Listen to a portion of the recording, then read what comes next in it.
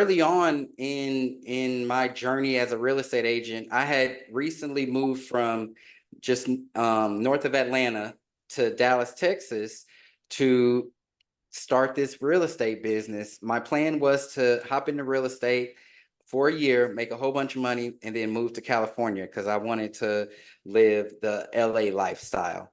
And little did I know how unrealistic that was going to be. But I got into the business and I was doing any and everything that people were telling me to do, that I was being trained to do. Finally, I got my first listing, and this was an older home in Oak Cliff, like at the very probably before even Bishop Arts was starting to even come about. So still wasn't necessarily the most desirable, and it was a vacant home, and I couldn't sell that home for the life of me. It got to the point where I was doing an open house on that property every single weekend. Again, because people were telling me open houses, that's how you sell homes, every single weekend. One particular weekend, I'm walking out of my apartment to go host another open house at this property. My electricity disconnects, just click. And I didn't have enough money to pay the bills. So it was just going to have to be it. Nonetheless, I drove across the town. I drove across town from Arlington over to this property, and it was a 4-hour open house. First hour went by, nobody came in.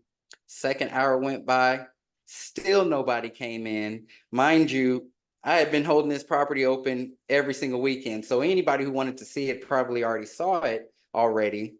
And by that third hour, I knew that nobody was going to be coming into this property. It was vacant. It was cold. It was one of those homes with wood paneling everywhere. Since there was no furniture in there, you could hear every single step that you take in that property. And I remember walking to the front door, and I turned that lock, and I immediately fell to my knees, full on bawling my eyes out. I was having a full-blown breakdown, thinking about everything with this business. I just moved across the country. I'm putting stuff on social media, the headshot images, everybody's thinking everything is looking good. And here I was with my electricity off at home in this property that wasn't selling, and I had no clue what I was going to do. I had to make a choice. But before I could make a choice whether to go get a job or not, I had to figure out really what was my problem. At this point, I had been in the business like 8 months, and it just wasn't happening like all the websites and blogs and other agents were saying it was supposed to happen. So what was I going to do? So I isolated and figured out really what my problem was, why my business wasn't growing, why this was the only piece of business that I could even think of, that I even saw myself having. And I realized that it was because nobody knew who I was. Nobody knew me. Heck, I barely knew the streets because I had just moved there. And so that's when I decided to go down this journey of, I have to make people know who I am.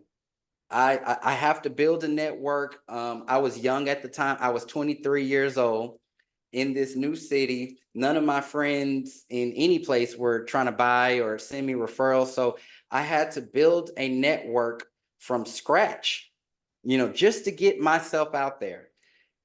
How was I going to do that? I didn't really know. I wasn't a social media expert. I didn't have any training on it.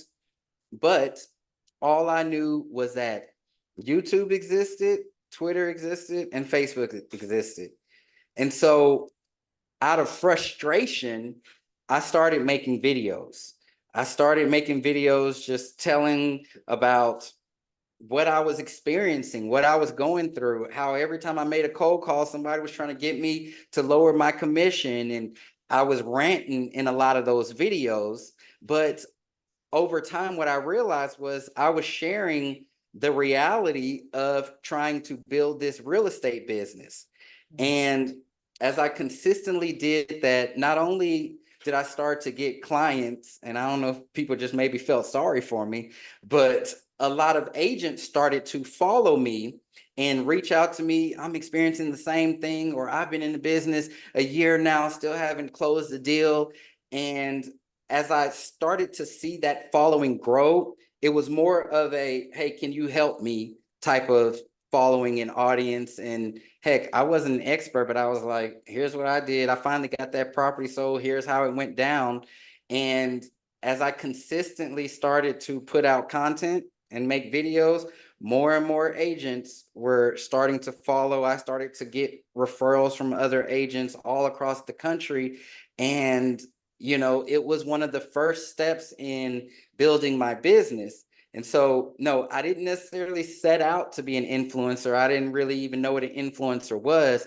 Right. I was just mad, and I felt like I needed people to know who I was. And that's how the journey started. That's, you know, I think success is simple, not easy, right? Out of frustration, bore this, right? And I think you resonated with so many people because you were just authentic, you were frustrated. You know what? You weren't being Facebook famous and having this perception like everything that we tend to see on Facebook, which I hate, is everything is hunky dory, right? There are no struggles, and I think that we won't even get into the lawsuit and everything, but I think that I'm now seeing, and I've tried to make sure that I'm participating in this to show the public, no, this is what's real. This isn't fake, right? These are the frustrations we go through in order to serve our clients at a high level, because I know you do just that. And sometimes we have to show the ugly side of a pretty business, right? Yep. And I think that is starting to really resonate with people. Now, again, it's great to celebrate and pop a bottle or something, which I'm now seeing more and more people do. I don't necessarily like it, but again, it's all about a celebration, right? But again, I appreciate you sharing that, because there's so, like I said, the accolades are just so large and numerous. And can I make an assumption that because of all of everything that I'm looking at here, where does the business come from? Your business, does it mostly come from, you know, folks who reach out online or DM you through Instagram or your YouTube, or it's been pretty organic? You started here in Dallas, and you know, you've got a large list of clients that you work with. Where does the business come from? I think folks would be interested in knowing that. Sure. So nowadays it comes from a variety of sources. I mean, I've worked really hard to build a lot of relationships over time, and I've had my hands in so many baskets. And so my biggest pillars today are past clients. So I put a lot of effort and energy into my past clients. As a matter of fact, most of my business plan consists of activities and marketing for past clients. Aside from that, there is the referrals from other agents.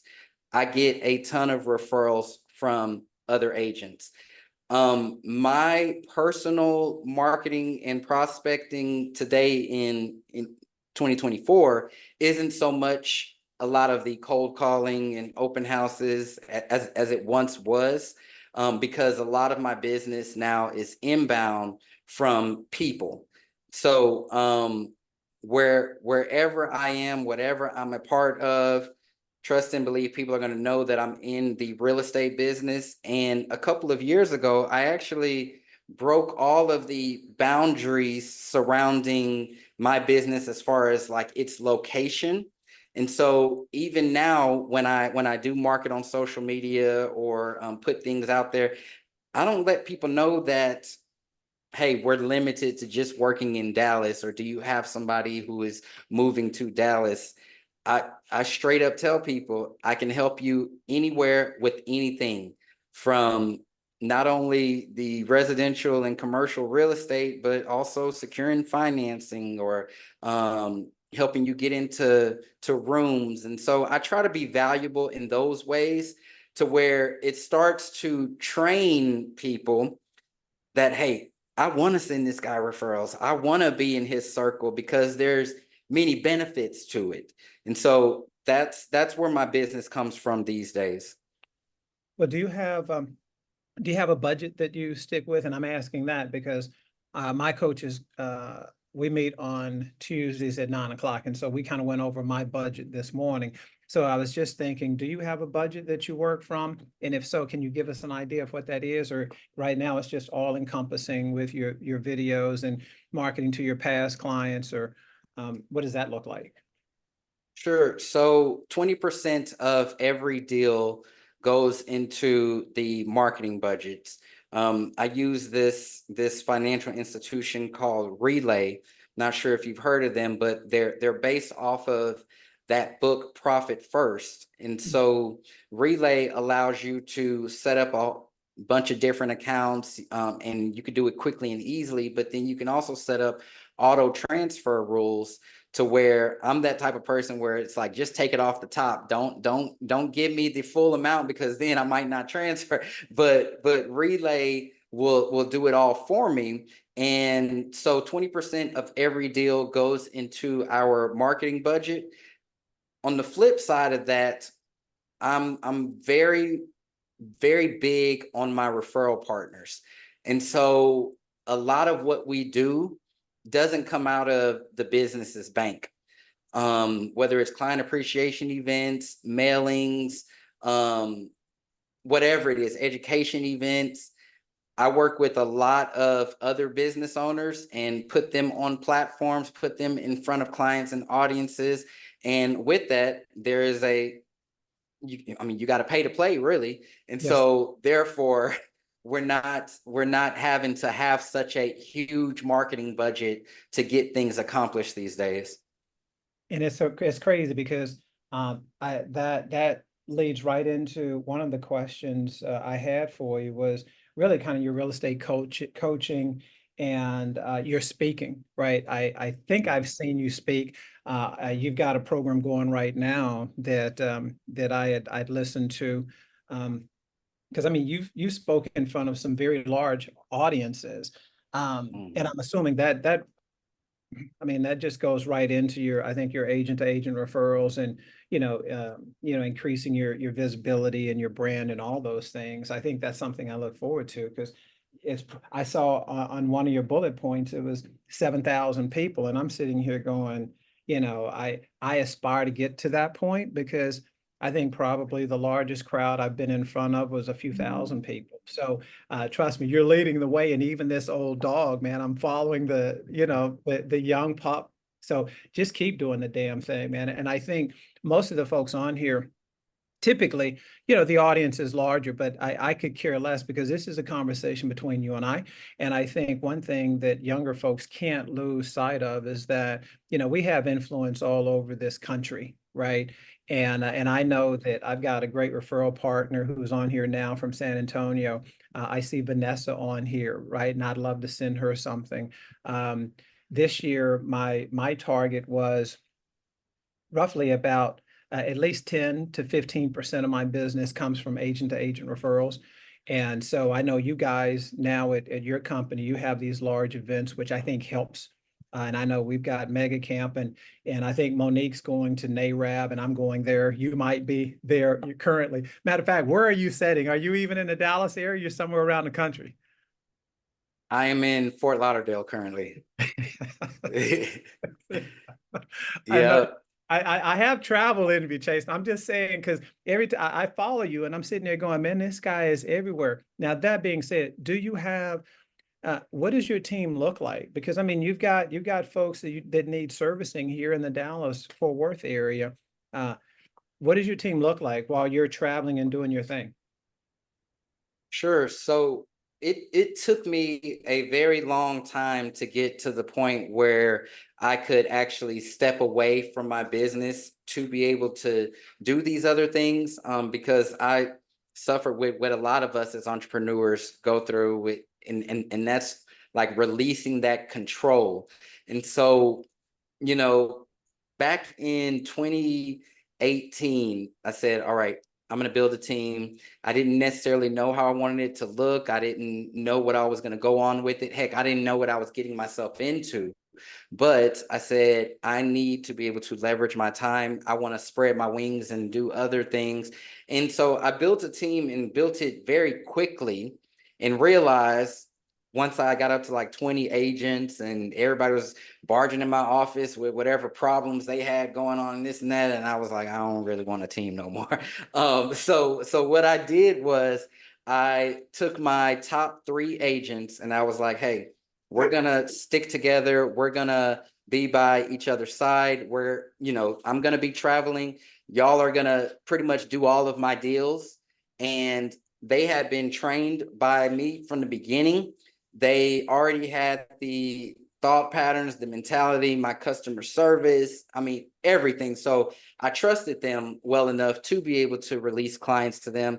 So I have 3 agents at the home base, and then we have a virtual staff. So transaction coordinator team, we have a marketing person and 2 assistants, and then also a salesperson, for just kind of the selling over the phone.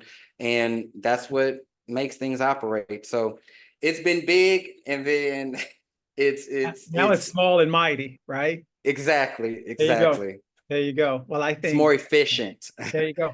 There you go. I think that's something I'm looking forward to at some point, because clearly I'm on my way down the hill now.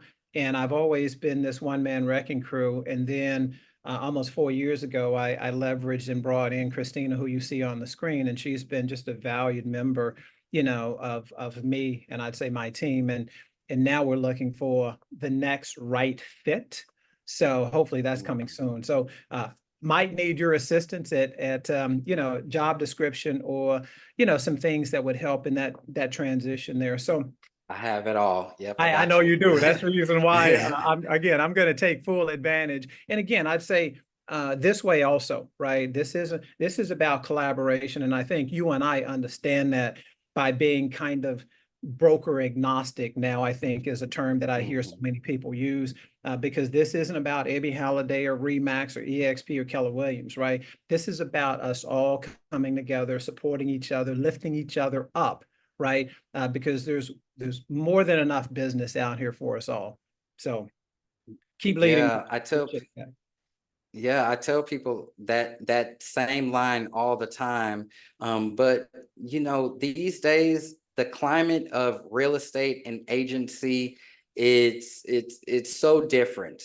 And there's so much happening that us as agents, we don't have control over, rules getting changed, laws getting passed, this, that, and the other. And so now more than ever, I mean, we got to stick together, and we got to create relationships. We got to make these relationships count. And we have to create a new image for the real estate industry, especially on the agent side. We have to create a new image. We should not be the enemy. We shouldn't, the public shouldn't have all of these bad things to say about real estate agents when we can control that narrative. And so, it's like, yeah, let's collaborate. Let's stick together. Let's make some big things happen, and let's make everyone fall in love with us as an industry, and we'll all make more money. Amen.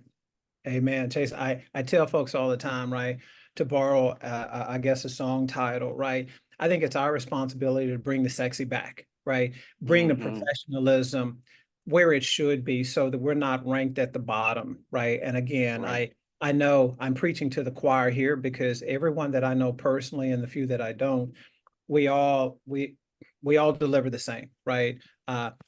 We want to be the consummate professional in every transaction, regardless of whether it goes good or bad. I can tell you, most folks walk away saying, you know what, that Ben Baker, man, stand up dude, right? He's a professional, right? I'm not going to get into drama and all that crap. So keep leading the way. I wanted to ask you about, in this era that we currently live in, the climate that we currently live in, with fake news, which I get, it's so frustrated, and I will not take a political, stance either way here. But Forbes. So Forbes, I think, is one of the most reputable, magazines, companies out there, and you were on the 500 list. What in the world, how were you notified, and what was that experience like? Because I'm just telling you, I saw that, and I'm like, you know, I was more impressed with that than the thousands and thousands and thousands of followers that you have. Yeah, so I was notified of that just through a phone call. And when I first got the phone call, I thought that it was fake. I thought that I was just trying to be sold something and this and that. So I really didn't pay much mind to it. And then got followed up with an email, and yeah, just started the conversation. The cool thing about that was, there wasn't any type of like audition. It was more so just verifying details and things like that. But the best thing that's come from it is being able to get exposed to that whole ecosystem. And Forbes, and I'm going to say this, for those of you who may not know it, there's lots of opportunities within Forbes that anybody can go out there and apply for and be considered or interview for. Forbes has a book publishing section of it where they're looking for people who want to write books. People, professionals who want to get their knowledge and their message out there across many industries. You can apply for that. Forbes also has kind of like a advisory board, entrepreneur board, whatever you want to call it. That's something that you can apply for. There's great networking opportunities out there for that. And I'd say nowadays, instead of just relying on hoping someone sees you and knows you, or whatever it is, go out there and try to get into the Forbes ecosystem with maybe one of their other offers. And then from there, make those connections. Possibly even you can get featured in an article. Forbes allows you to write for them. Same way like Inman does. I was a writer for Inman for a while. And it's doing stuff like that that gets your foot in the door in order for you to be able to make those connections with the right people that can give you that exposure. Because yeah, I wasn't like a celebrity or nothing, but I was doing a lot of different PR activities in other places. And the cool thing, especially with like press and PR, with your branding, once you start getting yourself into some of these publications, other publications start to notice, and then they reach out to you like, oh, we saw your write-up in the New York Times, or whatever. Right. Then next thing now y'all are collaborating. So there's I ways, and it's not very hard. Thank you for that. I mean, outside the box thinking, right? And I think in the climate that we live in, sometimes now we're going to have to step outside the norm in order to, I think, see a different response. Yesterday, I did something that I think I had never done. I had an interview with a for sale by owner, which is crazy, right? 35 years, I'd never done that. And so I'm willing to do something different. And I love, again, I love that, just being innovative and thinking a little outside the box. So, couple of things before we go, because this moves so quickly, it's crazy, right? What does the J stand for? Jerome. Jerome. just doing it big. Nah. Yeah, Jerome. That's my middle name. Yeah, people ask me, they're like, well, what's your middle name? I'm like, Ben. Ben is my middle name. They're like, oh, well, do you have a first name? And mine is Alger, Alger. So it's a bit unique, but thanks for sharing that. How about, because again, we got so much, but again, give me something, Chastin, give me something that again, most people don't ask you, maybe a little known secret about you, not necessarily about your business, maybe who you are, what makes you tick. Give me some meat. A little known secret about me is that I am very introverted. I mean, I'm talking to the nines. A perfect day for me would be, at home, not talking to anybody, and yeah, I'm just extremely introverted. I'm very shy. And I know that you've mentioned a lot of the speaking and this and that, and obviously I'm out there. Um, let me break it down to you from my end, how some of this stuff came about. So for one, I started with video because I knew that I was very introverted. And I said, hey, if I record videos, there's nobody else in the room, there's nobody judging me, there's nobody watching me. And so it became comfortable for me to just do it by myself with my phone, knowing that nobody was there. Whenever I'm going to speak at stuff, it's so funny because before I get on stage, I'm typically very reserved, you know, just kind of doing my own thing, following instructions. And then I get on there and I mean, I do what I do, and it's big and it's out there. And then after I kind of come back and retreat again, and that's when everybody's trying to talk to you, you know, after they've seen you off. And I'm so just like, I don't know what to say, and this and that. But I've trained myself just like for everything in this business, cold calling, social media, this and that. I've trained myself to turn on this imaginary switch in my head and create this other person. And y'all probably sitting there thinking like, this guy's kind of crazy, but Chastin J. Miles is the performer. He's the guy. You know, if it's time to make cold calls, the switch turns on. Chastin J. Miles does it. The stage stuff, Chastin J. Miles does it. All of that. But me in my natural state, just me being who I naturally am, I'm so chill. I'm very quiet, very shy.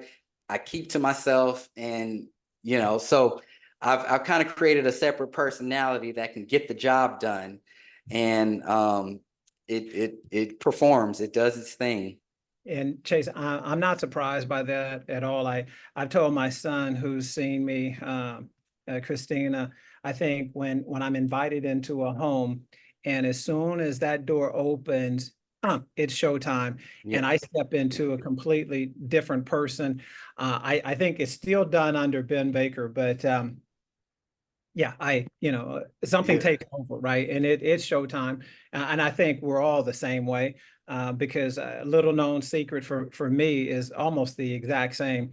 I'm way more comfortable in a private situation than public. But when it comes to real estate, when I step in, I feel like, yeah, now the party starts, right? And I know you're the same way. Real estate related, Chasing J. Miles, when he steps in, oh, it's time to go, right?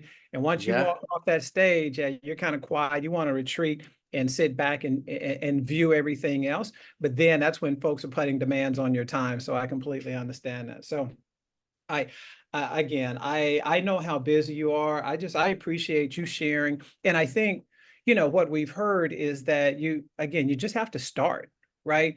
Because you didn't set out to be this huge influencer that you are. You just started, right? You started being authentic and videoing things, your frustration and the processes and the ups and downs. And I think that's why, you've resonated with so many people. Do you have any idea how many followers you have now? Real estate related? It's over 500,000 across all the platforms. Yeah. Yeah. See, again, to me, that's mind blowing for somebody who on my YouTube channel, I don't even know if I've got 450 people, and that's something we want to grow. So, and you're leading the way. So, my brother, I appreciate you. Trust me, next time you're in Dallas, just holler at me, and lunch is on me. We'll get together, man, and kick it.